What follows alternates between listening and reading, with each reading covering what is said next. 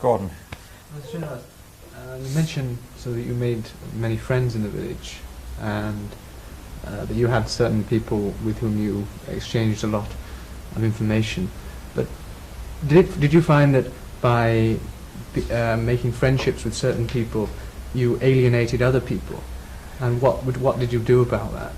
You see, this is a very good question, if I may say so, because I've heard social scientists, anthropologists saying that I kept so many families under observation, you see. In my case, the opposite was true. The headman had kept me under observation throughout, you see. Within a couple of hours of my leaving my... 300 families would give you under observation. He knew what had happened, whom I had met roughly, and then earlier, before I settled down in the village, I had been told that this village had no factions, it was, and so on, all this stuff. Actually, I was, I thought for a while whether I should go to such an atypical village if there were no factions. It would not be worth studying, you see. But very soon, within a few hours of my arrival, I knew there were factions. And one of the young faction leaders, he called himself a member of the Indian National Congress Party. He was one of the young Turks. He told me, you are staying near the headman, and doubtless he will tell you about what's going on in the village. It will be a very one-sided view of the village. If you are going to write a dispassionate account about our village, how do you make sure you will listen to everybody? I told him I would like to talk to you very much. This is exactly what I come to this village for. When are you free? I would like an appointment with you. I think this disarmed him a bit, and he became a kind of friend of mine. But more subtler than this was the fact that Nadugowda's sons were opposed to the headman and his rule, and they were leaders in a faction opposed to the headman, and they were some of my best informants and friends, and I used to go to them and I used to relax with them. The headman and his family were always, they were reserved, whereas with this group they were not so reserved, and I used to drink tea with them, go for long walks with them and so on.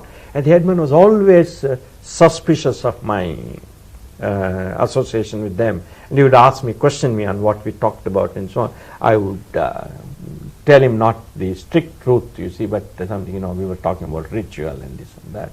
But once I really fell foul of the headman, and it was due entirely to my thoughtlessness. This was years after I had left the village.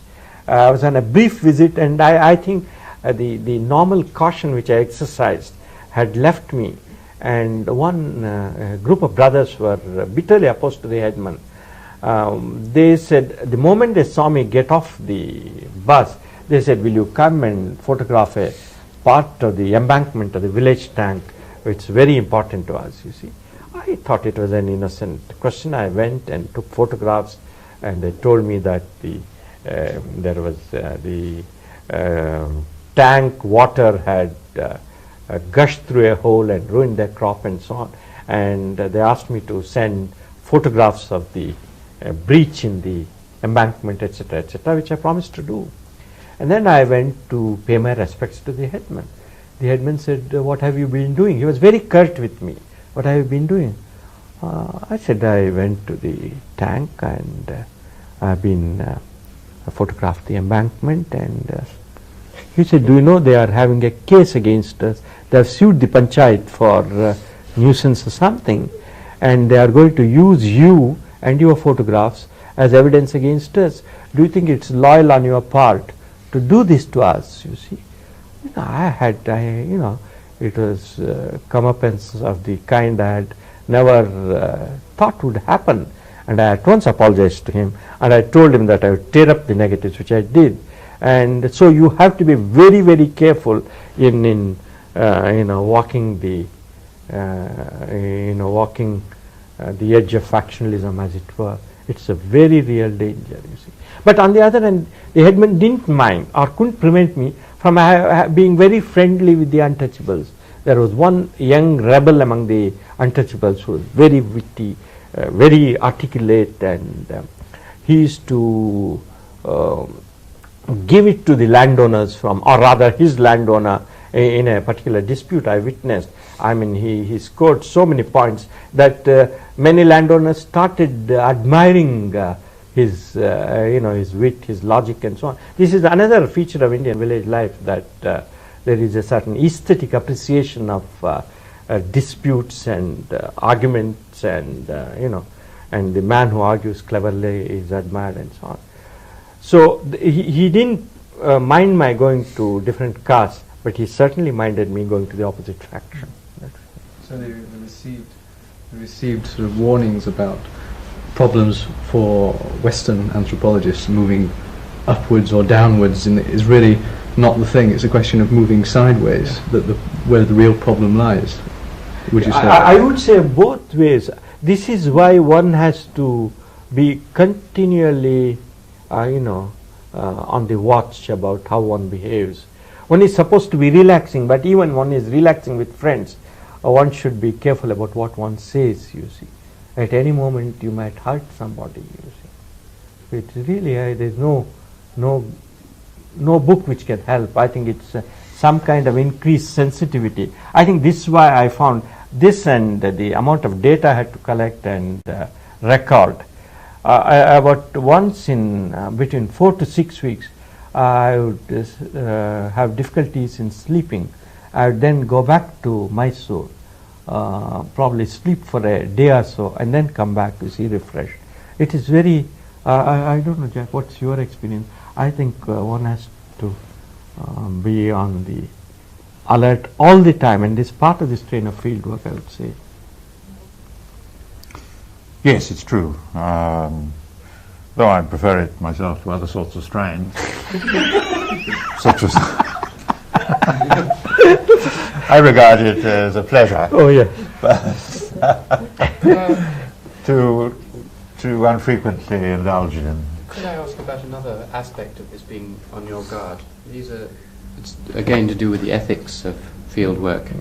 There are two problems which I wondered whether you could comment on. One is, in the past, in a lot of the anthropology that was written by colonialists who went out to a place, they came back and they wrote about the natives, never expecting either to see the natives again, or certainly not expecting the natives to read their books. I wondered whether your situation, where you were very close in many ways to the people, and they were quite likely to be affected by what you wrote, and to read possibly what you wrote. You mentioned this Kurg return, whether that affects much more how you report, because so much more has to be carefully weighed in terms of what effect it might have on the people. And the second question is that, and this is what is often seen as the central ethical question in anthropology, the manipulation of people as a source of data. In other words, I find even now, 10 years after having done fieldwork in Nepal, when people from the field write to me, I get a peculiar sense of guilt, almost, that these are people who provided me with material for my own work. Often they write with requests which I'm unable to fulfill, or don't feel I can fulfill well enough. But I'm a long way away, I'm thousands of miles away. I wondered whether the problem of both having people as friends and people who you enter into human relationships with, and also as people who are ultimately objects of study, is one which is greater for you. In a sense, it imposed a terrible strain on me, because to regard Nadagowda or Kullegowda or the headman as only sources of data was aberrant to me, because they were human beings and I had close and intimate links with them, as with my friends. But my role was that of the learner, and I could ask them questions, and they liked teaching me. That's also another thing. But there is a seamy side to data. It was when asking about that I felt most uncomfortable, you see. For instance, a dispute would have taken See me place. side. See me side. Yes, yes. For instance, who is sleeping with who, you see. Or did that man say that statement, make that statement because he had been spurned by that wife or widow, you see. I mean, this I found very unpleasant to ask. I would ask occasionally Kullegowda, you see. And he showed a reluctance to answer it. I mean, because in asking this question, I had somehow come down in his eyes, as it were, because he had the image of me as a scholar, as a decent human being, and to ask this question was a strain on me, and for him to answer itself was, was a strain. But sometimes he answered, sometimes he didn't. But then one problem, particularly when you are discussing intercaste relations, and as anyone who knows an Indian village, you hear stories about so and so being the keep of so and so and so on. These stories are abundant, and either you say that such rumors are widespread, or if you want to find out if it is really true, how do you do it? You see, I found asking these questions very unpleasant, and the only occasion I could ask such questions was from one of my friends when I was out on a walk with him, and then after we had talked about other things, to slowly turn the conversation around to this, I found so the collection of information was unpleasant for me, and to this extent I may have failed as a field worker. You see, that is one. And the second, I did find that my being friends with them minimized the manipulative element in my field work.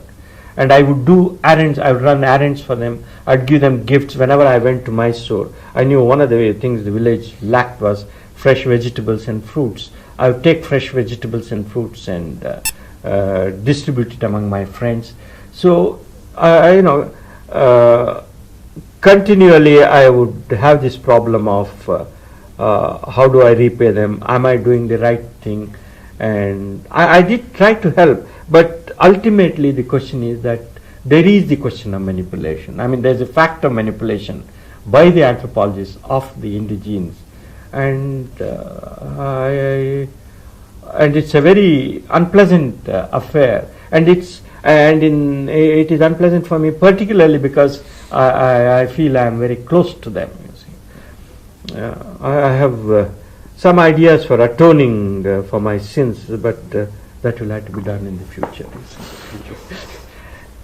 Marcus, were you going to ask about the ethics of fieldwork? I was thinking more about the distancing effect, as it were. You were talking earlier with Stephen about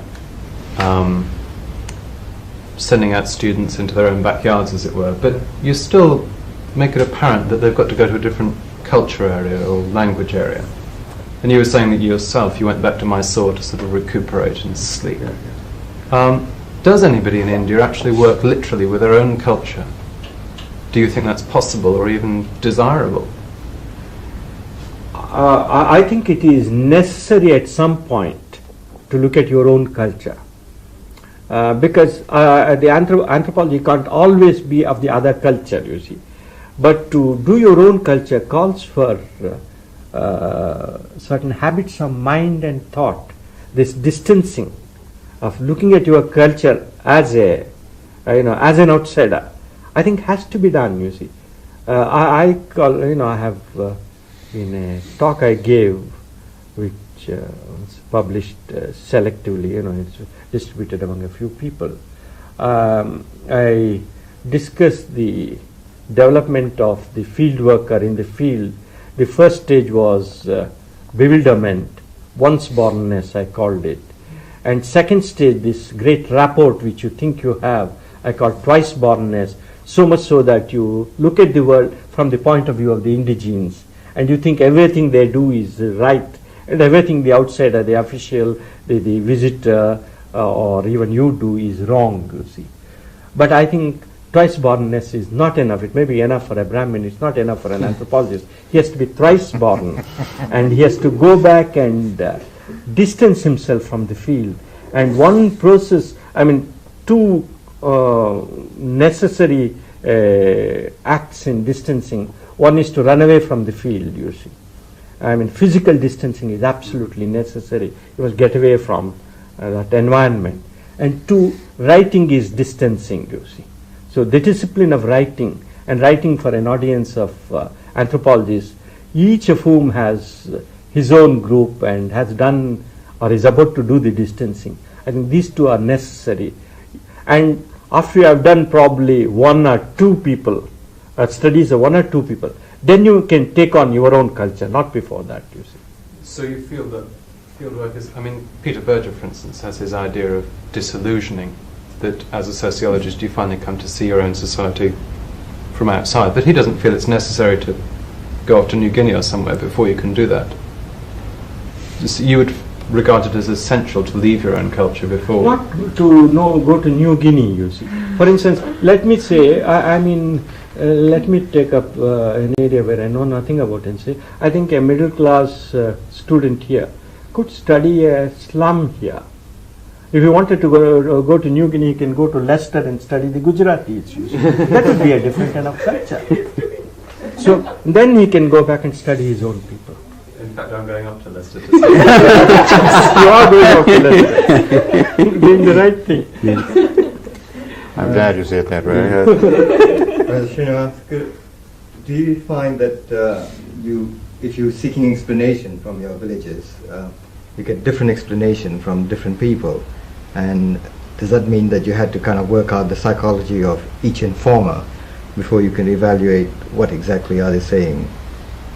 Not only psychology, you have to know his interests, his occupation, his land rights, his relations with his kinsfolk, his friends. Each statement comes from a particular personality and a whole matrix of context. So the explanation itself needs a comment and an explanation. Am I making sense? Or? Yes, but like you mentioned about the fact that village headman said that there were no factions. Are there events which after a period they begin to deny that these happened and gloss over things so that it's presented in a very different way by the same people over time? I think there are two or three things here. One, any outsider, when they are faced with any outsider, especially with an outsider whom they respect, the standard rhetoric is we have no factions. Because anything which does not create a positive image in your mind about the village, they would not tell you. In fact, within 2 days of my coming, I knew that somebody had set fire to somebody's hayrick. And the matter was mentioned in my presence, but when I tried to ask details about it, I was just, they just turned to some other topic. It was weeks later that I started coming to know about who had set fire to whose hayrick and so on. And so the point is, gradually as you are absorbed into the village, then you are told more and more things. But even then, in the last analysis, they remember that you are an outsider. And they won't tell everything to you. Because of my many contacts and my friends amongst the younger villagers, and I think in a sense they meant it. I think there was a compliment implied in this. They said, as I was leaving the village, they said, you know so much about our village, you can get every one of us into trouble, you see. So there is that fear also. On the one hand, they want to present a decent image of their village to you. On the other hand, if you know too much, then you can get them into trouble. For instance, there was not a single landowner who had not encroached on government land, you see. And I had land figures, I knew the survey numbers of each villager. I could say, where exactly they could have encroached upon. But they didn't know one thing, even if I made a report about it, the government officials would know that this was universal, and it was silly on their part to try and prevent this, you see. They would have that much sense, you see. I wonder if I could take away from the problems of fieldwork, because get a group of anthropologists together and they always want to ask, really they're asking about their own experience rather than yours. I wondered if I could ask you what it was that led you into doing sociology in the first place, when you said you went to work with Gurye in Bombay. At a purely secular rational level, I would say accident. By this I mean I was lucky enough to have malaria around the time I passed the matriculation exam, and I was thought to be very delicate by my family, and they said this boy is not tough enough to do medicine, so let him go to the arts. That was one, you see. Yes. And second, after I passed my intermediate examination, and I didn't do very well in it for various reasons, my brother asked a friend of his, now look, what should Chamu do for the BA? That friend was a Marxist and an oddball, and he used to recite revolutionary Marxist songs on about Sacco and Vanzetti. They were. I recall the name. Yeah. And he was a friend of my brother's. My brother had friends in all places, and he asked me to produce the handbook of the University of Mysore. And he went through the BA Honours courses. There was social philosophy, and it was an encyclopedic course designed by Anil Seal's grandfather, I suspect, or he had a hand in it. It included, apart from English and the second language, Kannada, Sanskrit, it included in the minor subjects social psychology, social anthropology, comparative political institutions, and economics or something, comparative economics or something. And then as major subjects, philosophy of religion, political philosophy, ethics, history of ethics and political philosophy, Indian social institutions, Indian ethics, and essay or something, So my Acharya, that's what my brother's friend said, this is a very humanizing course, why don't you make him go through it? And my brother said, why don't you take it, you see, remembering that I was too delicate to do medicine, So I went on to social philosophy. There I got really some kind of background, I won't say grounding, and it was there that I heard about Gurye and his eminence, and it was in my first or second year of the honours course that the names of Rivers, Malinowski and so on became familiar to me, and then I went to Gurye. Gurye was our examiner at the final year honours, and he had given me first class marks, and when I went to Gurye, normally you are not allowed to do a master's degree in sociology in Bombay without taking 8 papers over a period of 2 years. He said, you have covered the ground, so why don't you do some why don't you do it by dissertation? And this was due to the fact that Gurye didn't want me to waste my time, and also because he sensed that I had read too much theory and highfalutin things, and that I should be rooted in facts. And you know what he did? The first book he gave me to read was Hobbes's Models in Evolution, which very nearly put me off sociology. Have you seen that book? Yes, I... Don't tell me you prescribe it. Yeah. I find other ways of boring the students. Going back to those early times, you were doing your graduate work during a momentous period of Indian history, the gaining of independence.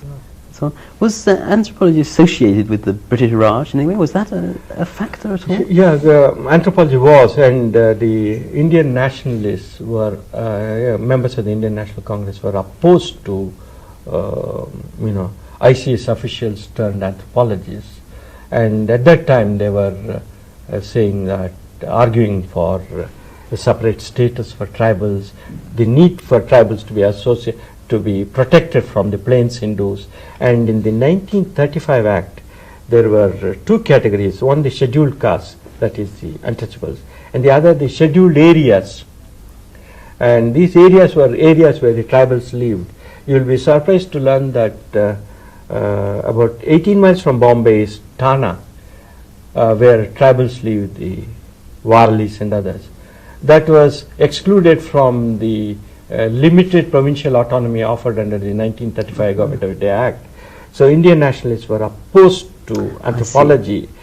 But, Gurye himself... They were opposed to setting aside these areas yes, because they wanted it done on a they thought it was a ruse basis. of Yes, the yes. rulers To divide, to divide and to keep the tribals to themselves. Gurye wrote a book based entirely on secondary sources on the scheduled tribes and their future. It showed that the problems of the tribals in many ways were similar to those of the poorer peasants, and it didn't make sense to separate them. So that way he won acceptance at the hands of the Indian nationalists. Gurye didn't do it for a dishonest reason. I mean, Gurye would not do anything dishonest like that. He was really convinced that there was so much of tribal culture which was in common with the culture of the so-called lower groups and vice versa, that it was artificial to separate it, you see. So, and then there was Vaikunt Mehta, not Vaikunt Mehta, no, another person, Thakar Bapa, whom Elvin also mentions, who had dedicated his life to working among the tribals. So, there were both the nationalist approach to the tribal problem and the British approach to the tribal problem. So, there was this conflict between the two. And that conflict, in a sense, still continues, you see. So when you came back to set up your first department, was there with a... No, by that time things had changed. My job was to sell the idea of field work. And field work not in the sense of hit and run trips, you see, but really intensive field work. And I think, I laid about it with a will, as they say. I made a lot of enemies. I was not discreet. I wrote polemical pieces criticizing armchair anthropology. Generally made a nuisance of myself. But I think it paid off in the end. And now, I mean, when I'm in a group in India, I take up the position that sociology is a field science. And I do it deliberately because knowing the habits of the Indian middle classes, I want to stress the need for them to go out and live with the, with all kinds of groups. Do you think it's a feature that's confined to the English middle classes in any way, Shamo? And you find them all around that don't know anything about the productive processes or anything like that. But tell me, would you say something about your going back? You went to Rampur in 47. 48. 48. January. 48 to 49. And you came back to Oxford. January 14th or 15th. 49. 49. And you stayed in Oxford then for? Till 51 June when I got the chair in Baroda. Yes. And then, yes. I then stayed in Baroda till... Then you gave up the post and your successor was Louis Dumont. I had to get that in. And then David Pocock. Yes. Well, and you went from Oxford to Baroda. And how long were you there working with the Institute? 8 years in Baroda.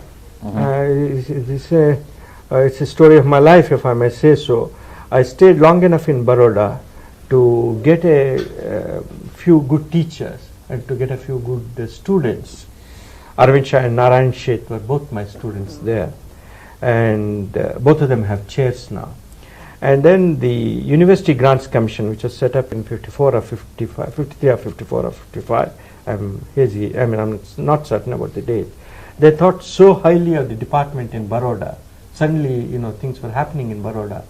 They gave me money for new posts, scholarships for study, including at the PhD level, and then grants for a library, for enlarging the library, and also money for field work, etc., and money for a new building.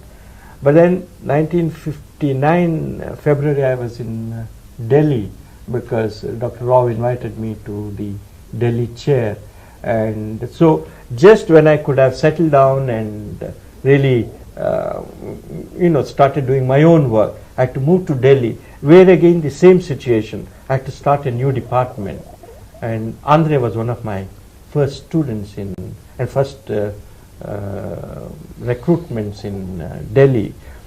And in 9 years, the Delhi department, became so well known that we were made a center of advanced study for the teaching of sociology, and we then had 4 professors in the department, and the number of posts was increased. We got money for a new building, we got money for research, etc., and also money to attract students from all over India. But then in 72 I had to leave to start a new institute in Bangalore, and I spent 6 years, and then I gave it up because I felt I was becoming increasingly alienated from my studies. And now I have a Homi Bhabha senior fellowship, and I have an honorary fellowship at the Indian Institute of Management, and facilities to do my own work, and I'm slowly catching up with material, and a tremendous amount of new work has been done in India, exciting work, and I hope during the next few years I will catch up with it and be back in business, as it were. You see, too much of my time has been spent in teaching and in promoting the discipline, both in the university, inside university and outside. You see, so much so I don't want to look at a student now. I noticed you looking the other way. But the institute you set up at Broda and the school and to Delhi, were they both combined anthropology, sociology departments? Actually, in Delhi there was unfortunately already an anthropology department. I couldn't do anything about it. So, but I had friendly relations with them. So you became professor of sociology? Sociology. Yes. But it did not prevent me from doing what I liked. For instance, in 1968 or so, the University Grants Commission requested me to start a program for the tribal people of northeastern hill region. That is to say the Khasis, the Garos, the Panar, and then Arunachal. So we are getting students from those regions, and you are now getting members of these tribes becoming sociologists and occupying positions, teaching and other positions in their own areas. So this is one of the best things that happened, I think. And by and large, if you join the Delhi University Sociology Department, you can study a tribe, a temple town, an urban slum, a factory, anything, So, and then the tribute to the department was paid by some members of the anthropology department who send their sons or daughters to study sociology in the Department of Sociology. You see. And that is, so it's partly for that reason that your students, many of them, have gone into a wide range of fields. You've worked on trades unions and a whole range of activities of that kind. The one who worked on trade unions has just been appointed to a chair in industrial relations in the Management Institute at Hyderabad, and I take it, vain that I am, I take it as a feather in my cap. But let me stress about one aspect of my work. I am not, I always feel mixed about that is, it is not easy to develop. I mean, not that India didn't have a tradition of work in sociology and anthropology, but I had a specific conception of sociology and anthropology, social anthropology, and I had to promote this.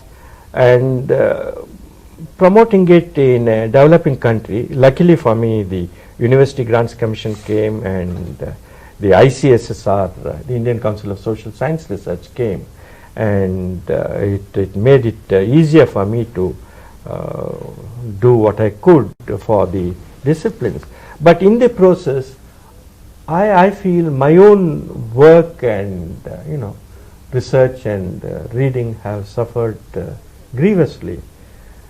Sometimes I feel that I shouldn't regret it. Sometimes I feel I should regret it. You see. So this is a mixed of feeling. On the other hand, I am quite certain that had I continued in Oxford, I might have become a much better scholar. But on the other hand, I wouldn't have the satisfactions that such as they are, which are mine today, in seeing that anybody from Cambridge or Oxford or Harvard or Yale or Chicago can go to Delhi and have a thumping good discussion on any sociological or anthropological issue. That way, I feel my work has been rewarded, but I have regrets on the personal side.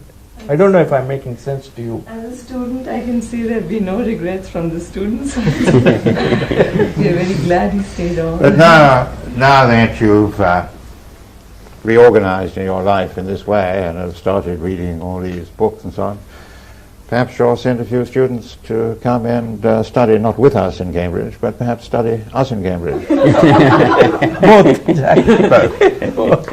Hopefully. Perhaps we ought to call it a day. Thank you very much. Thank Thank you. you very much indeed.